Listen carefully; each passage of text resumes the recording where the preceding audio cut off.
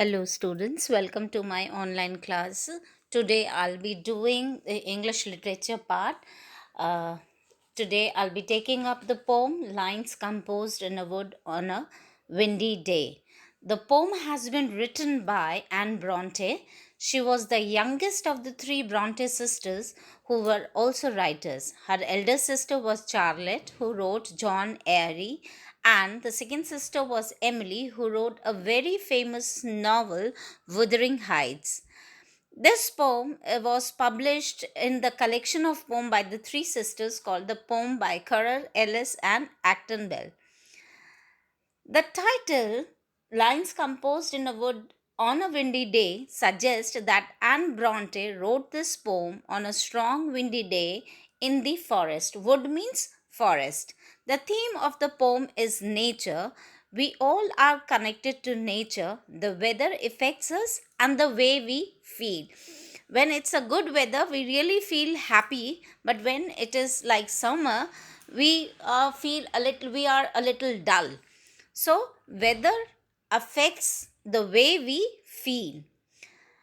In this poem, it is full of figurative language, which, when you will read the poem, you will understand it is mostly composed of personification, metaphors, as well as imagery. In this poem, the poetess has described some turbulent elements on an extremely windy day. So, I'll first read the poem, whole poem. My soul is awakened, my spirit is soaring and carried aloft on the wings of the breeze. Around me, the wild wind is roaring, arousing to rapture the earth and the seas. The long withered grass in the sunshine is glancing, the bare trees are tossing their branches on high, the dead leaves beneath them are merrily dancing, the white clouds are scudding across the blue sky. I wish I could see how the ocean is lashing the foam of its billows to whirlwinds of spray. I wish I could see how its proud waves are dashing and hear the wild roar of their thunder today. So that's the poem. So you see, the poem has three stanzas. So in the first stanza, the poet actually explains that her soul is awakened. Soul means inner conscious. So her inner conscious is awake and her spirit is rising high and it is being lifted or carried up by the strong and powerful wind. The poet is feeling joyful as the wild winds have filled her heart and soul with joy and happiness. Around me, the wild wind is roaring. Roaring means moving very fast. Arousing to rapture the earth and the seas. Arousing to rapture means creating an emotion of extreme happiness. The poet says that as the wind is blowing, the weather is very good. So, not only the earth but the sea is also showing extreme happiness. It appears to her that the earth and the seas have also created a feeling of extreme happiness, and this has been done by the very strong wind. The long withered grass, withered means dry and decaying, in the sunshine is glancing. The bare trees are tossing their branches on high. The dead leaves beneath them are merrily dancing. The white clouds are scudding across the blue sky. Now, the long withered grass in the sunshine is glancing. By these lines, we can make out that it is the season of autumn because the grass is dry, trees have shed their leaves that have fallen on the ground beneath them. The wind is blowing fast and wild. So, the long dried blades of grass are shining in the sunlight. The bare trees are swaying their branches, and the dead leaves are carried away by the strong wind, and it appears that they are dancing, and the white clouds are moving quickly across the blue sky.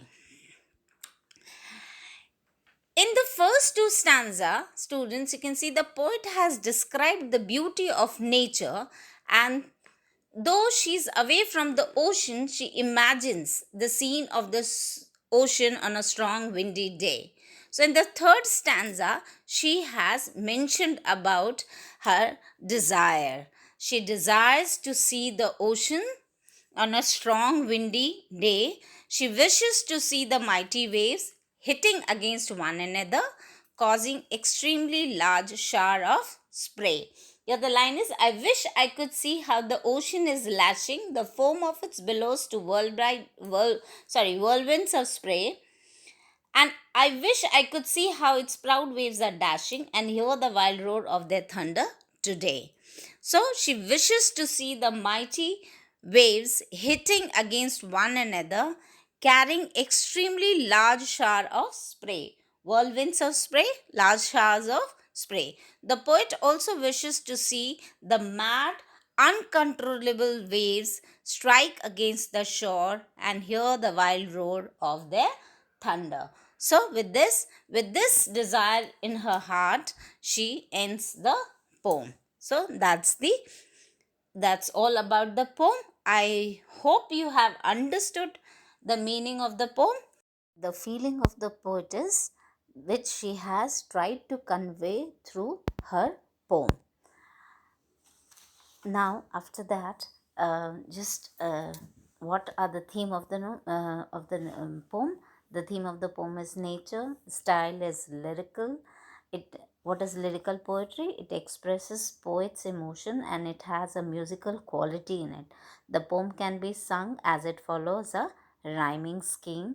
In this poem the rhyming scheme is AB AB. As you can see, the paragraph: soaring, roaring, glancing, dancing, lashing, dashing, and then breeze, seas, high, sky, spray, today. Apart from that, the figurative language or the poetic devices used are mostly personification. Like, what is personification? The human attributes given to a non-living thing. So here poetic devices used are like dead leaves, wild winds, proud waves, wild roar. So these are the poetic devices, personification, sorry, which is used in this imagery. The imaginations of the poetess, that the ocean is lashing, the proud waves are dashing. These are the figurative languages used in the poem. That's all regarding this poem, and I'll be giving you assignment in the next video. Hope you have understood. Bye. Take care.